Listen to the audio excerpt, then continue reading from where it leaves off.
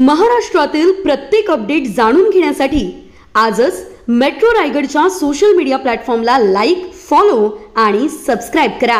कोलकाता उरण बदलापूर येथील घडलेल्या घटनांवरून असुरक्षित जीवनशैली जगायला भाग पाडणारे नकारात्मक सत्तेचे पुरुष प्रधानतेचे अवडंबर माजवणाऱ्या प्रवृत्तींना हे सरकार खतपाणी घालतंय।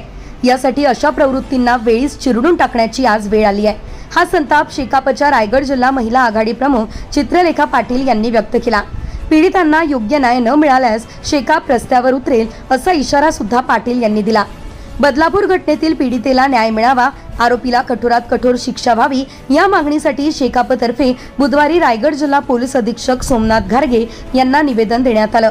यावेळेस शेकाप महिला आघाडीच्या नेत्या मोठ्या संख्येने उपस्थित राहिल्या।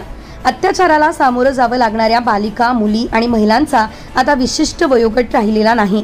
देशात आणि राज्यात महिला, मुली, लहान बालकं सुरक्षित ठेवायची असतील तर अशा नराधमांना सुळावर चढवलं पाहिजे। त्यासाठी कायद्यामध्ये दुरुस्ती करून फाशीच्या शिक्षेची तरतूद केल्यास कोणताही पुरुष असं कृत्य करण्यास धजावणार नाही, असं मत चित्रलेखा पाटील यांनी व्यक्त केलं।